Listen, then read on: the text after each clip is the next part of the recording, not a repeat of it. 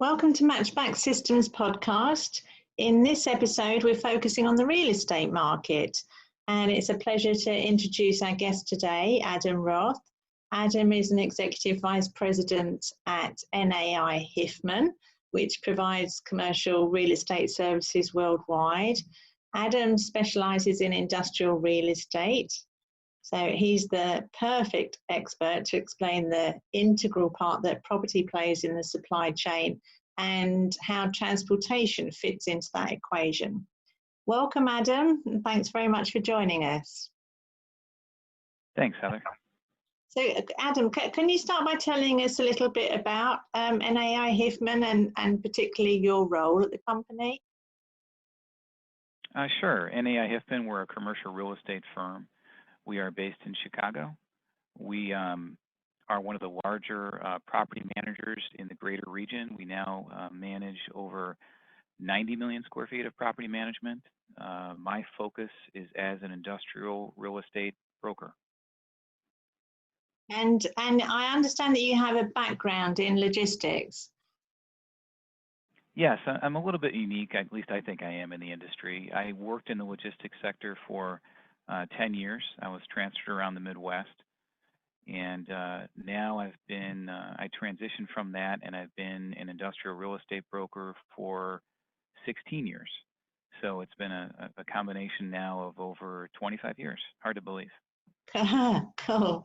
So it must be really interesting with your logistics experience to join the dots between real estate and supply chain issues for your clients. So let's talk about when a company is making a decision about developing a facility, what factors dictate their selection of a particular site? Well, and you're right, it is an interesting combination of my background. When I first got in the industry, the focus really was about rental rate, or the price of the real estate was the dominating conversation with people initially. And then I continued to go to the same trade shows that I had been attending when I was in logistics, and I found a correlation that rental rate is definitely part of it. You need to be competitive in your real estate pricing, either for sale or for lease. But I realized that my background and the trade shows I was attending, that by far the biggest dictator of site selection, and in particular of industrial real estate, is transportation. So when I made that realization, or when it dawned on me that the strength of the correlation, I then really focused in on the current issues of my previous background. And I focused on the trucking industry and the rail industry in particular. And I found that there is an absolute correlation to the topics they are raising and the concerns they have at the trade show. And then there is I guess for lack of a better term, a trickle-down effect to the real estate departments for corporations. I actually have a new term for it now. I call it the rule of 1.5.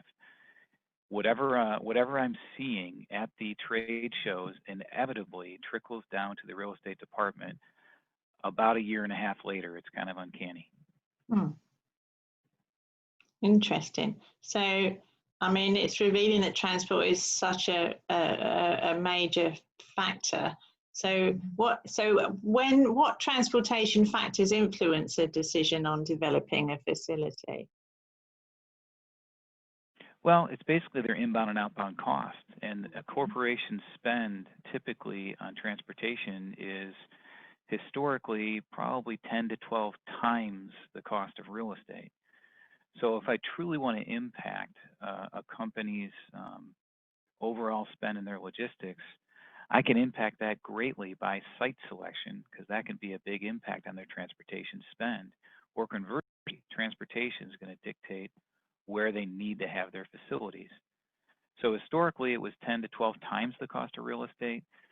However, I'm projecting that by the end of 2021, transportation is going to escalate and be closer to 14 to 15 times the cost of real estate, which maybe you hear it here first, but it almost makes the real estate cost, not quite, you need to be competitive, but it makes the actual real estate cost much less of a factor in a company's overall supply chain decisions.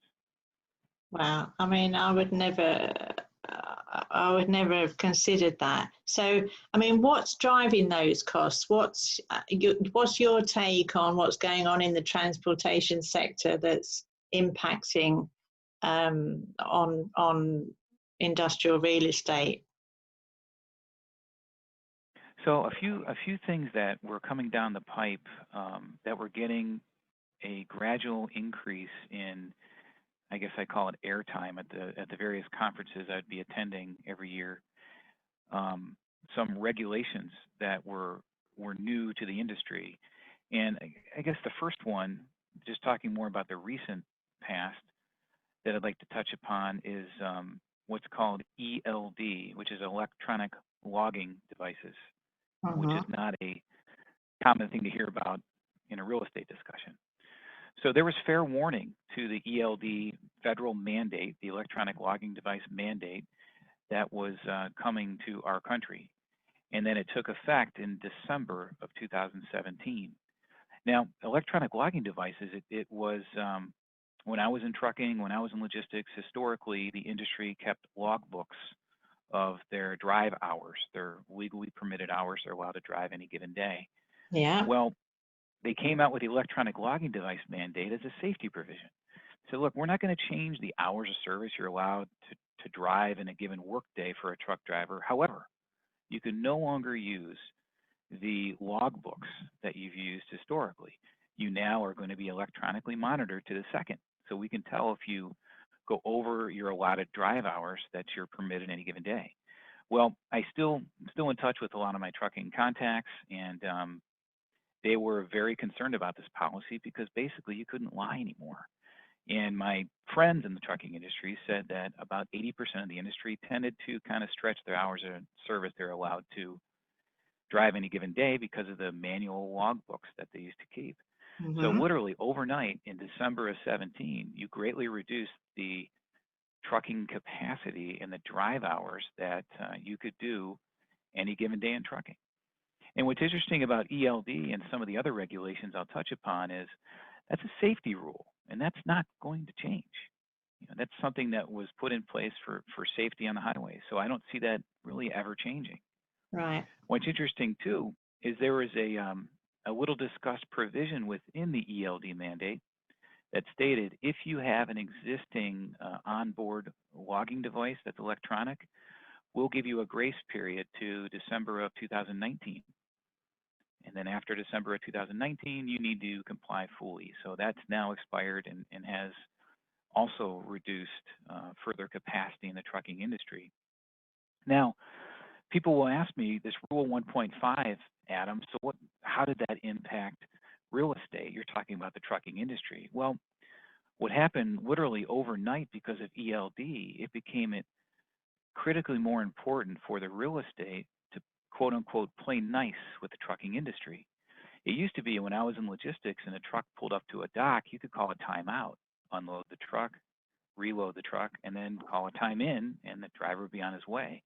You could no longer call a timeout, and the hours were recorded to the second of how much you could drive, which dictated to real estate that you need to have drop and hook yards and greater capacity for trailer and container storage. Interesting.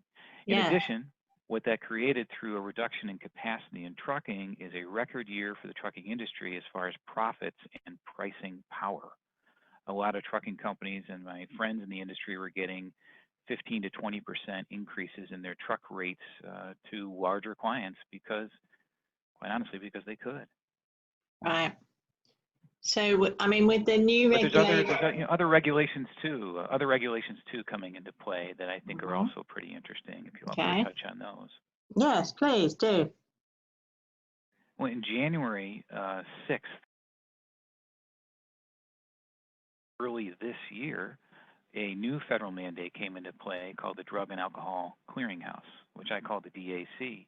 Now, historically, if you're a truck driver and you failed a drug test, that drug test wouldn't necessarily travel with you if you went to interview with another trucking company. Well, that's no longer the case. So if a truck driver fails a drug test, that failure then goes with them. And that, at least in the real estate sector, I have not seen that referenced at all. And that also is going to create a capacity crunch in the trucking sector, which is then going to also lead to a ability for pricing power for trucking, which is absolutely going to impact where you're going to put your distribution facilities.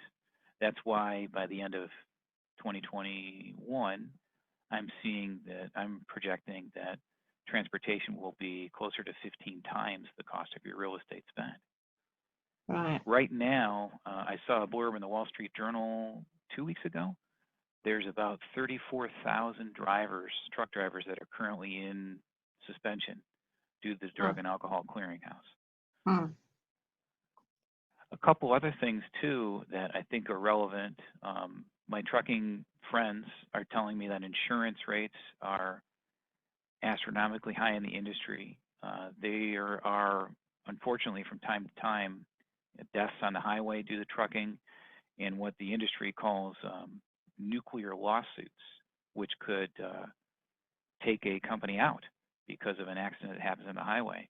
Due to that, insurance rates have very much escalated. In addition, due to the pandemic, I'm being told that 3 to 5 trucking companies are going out of business per day. Yeah. So when I take a step back, I look at the electronic logging device mandate, which had the new provision kick in December of 19. You have the Drug and Alcohol Clearinghouse in January 6th of 2020. You have the insurance rates going up at a rapid rate. You have 3 to 5 trucking companies of a very fragmented sector going out of business any given day.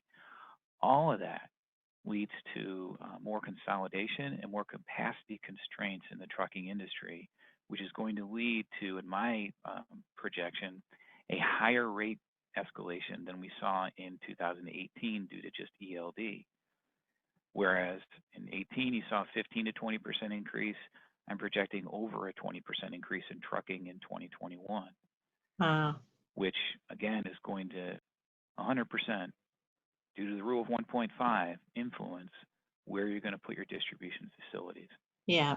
The last thing I'll touch on there too is all of that pressure, particularly in long-haul trucking, is also getting exacerbated by the railroads initiative for precision scheduled railroading, which is reducing the points they're going to service and increasing the length of haul for trucking.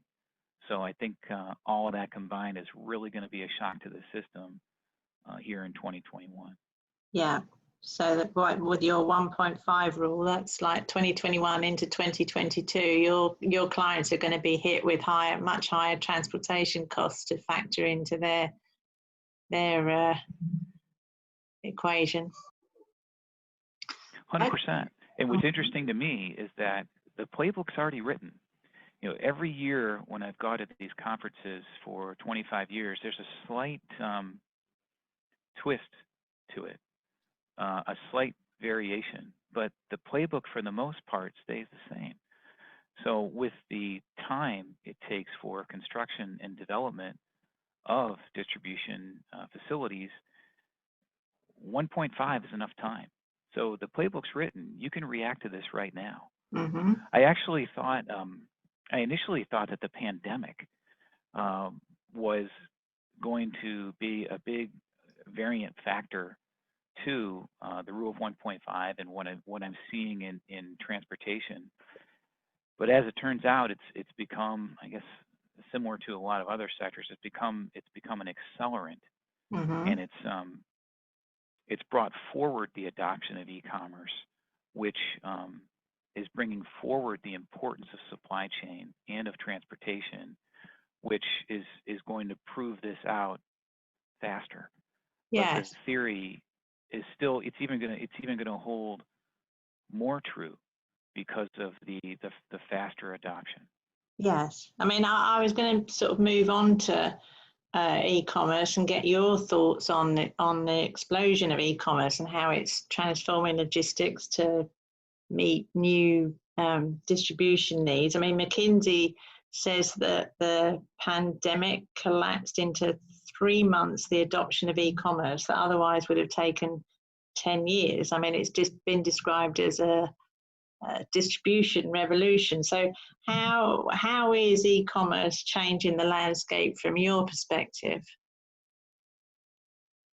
Yes, it has. The pandemic has accelerated that. Mhm. And my opinion now is that it's really no longer product versus product, but supply chain versus supply chain, and how fast you can get direct to consumer. So when I was in transportation and logistics, the best shipments for us were when we can go all the way to the end destination. That shipment traveled faster, and that shipment had less damages, and that shipment was profitable. And the same holds true now for other products in e-commerce. You need to get closer to the consumer, and you need to have more facilities to allow for faster service. So pre-pandemic, the 3PLs and the occupiers of industrial and distribution space were already saying that they were forecasting an increase of their number of facilities. Enter pandemic, and this is even accentuated further. So with what I've been tracking for 25 years in transportation, and pre-pandemic, what I saw happening and what was being discussed at these conferences, I took it one step further for the first time, and I created my own fictitious company. And I laid out across the country, where should my distribution facilities be located if I want to be within 300 miles of 90% of the U.S. population? Where should my facilities be located if I want to be within 150 miles of the U.S. population? So I firmly believe that you're going to continue to see an acceleration towards direct to consumer, which is resulting in what I view as a two-pronged approach to real estate. One, you're going to have the forward point distribution locations, or I call deployment locations, which are close to population. That's where you're within 150 miles or 300 miles of the U.S. population. You can hit 90% of the U.S. population based on zip codes today of where people live. You can hit 90% of the U.S. population within 300 miles with 10 locations. You can hit 90% of the U.S. population within 150 miles with 33 locations. So I call those forward point deployment locations. That's one part of the solution. The other part of the solution is going to be, what are your replenishment locations that are feeding those forward point distribution facilities? And those replenishment locations will have to be located in metropolitan areas that have a substantial intermodal infrastructure, because it will be too expensive to do long haul over the road trucking with the stuff we discussed earlier. Right. I mean, are you seeing any sort of location hotspots or new logistics hubs on your radar, or is it just, generally across the country? No, absolutely. I mean, I've got the 10 locations for 300 miles. I've got the 33 locations for 150 miles. So sure. I mean, people like to point to Amazon, and Amazon is an amazing story. And similar to Walmart from 12 years ago, they are forcing companies to get more strategic on their real estate, and they are forcing companies to be faster in their service capabilities. However, I do look at Amazon as an anomaly. You know, they're everywhere. But other companies are going to have to continue to pursue the direct-to-consumer solution. And it's not rocket science. It's really population-based, and that's what my own self-commissioned study is based on. But the results were very telling. It was in locations that I wouldn't have anticipated. They're not household name locations that were typically discussed in my circles of real estate, but more locations that are strategic in hitting a higher percentage of the population. But remember, it's a two-pronged approach too. You have the forward point deployment, and then you have the multi-state replenishment. So there's two solutions to it that have to work together. Okay. And I mean, are there enough sites, or are there enough, um, facilities to fulfill that? I mean, I keep reading about shopping malls being turned into fulfillment centres and a cinema becoming a warehouse. I mean, is that a trend that you're seeing? Is there a crunch for that sort of space? Yeah, it's what's interesting to me is I see, and this is one of the things I've kind of gleaned off of the trade shows, and the rise of the chief logistics officer and Mhm. the awareness now of the importance of the entire supply chain is that the real estate part of it, what I call, is continue to gray.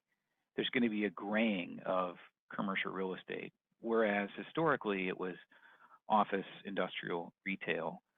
And as we move forward in the e-commerce era, it's going to be more purpose-driven. Amazon, I believe, leased a full office floor in Manhattan for Mhm. distribution. So what I view, or I call it a graying of the real estate. It might have been a former mall location, but it's well located to a central population area that it becomes more of a distribution hub. Okay. So I see that happening. And Yeah. as your initial question, is there enough? Sure. There's a tremendous amount of capital in the industrial sector and distribution sector now. I don't see an issue with redevelopment and making it work with a graying of the of real estate to get the solution of direct to consumer. Okay. And what about automation of facilities? There's a increasing adoption of robotics to manage inventory and order picking, etc. I mean, with companies automating their uh, infrastructure and operations, does that have any effect on your approach? It does. We're starting to see more adoption and information about micro fulfillment centers, which are more automated, Mhm. again, to get to a faster level of service. Kroger and Ocado have automated warehouse facilities as well. I don't see that trend slowing. Some consultant friends of mine that do automation told me an interesting stat back when we had trade shows last year. They said it used to be maybe 2 or 3 out of 10 facilities were exploring or utilizing automation, and they said it was now more 7 out of 8, 7 or 8 out Wow. of 10 that were exploring or employing some kind of automation.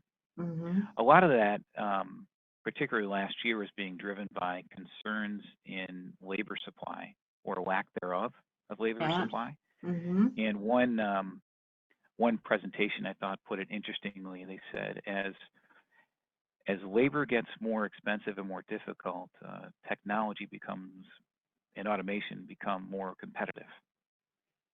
Yeah. Hmm. Interesting. Okay, so let's finish up with a look into the future, Adam.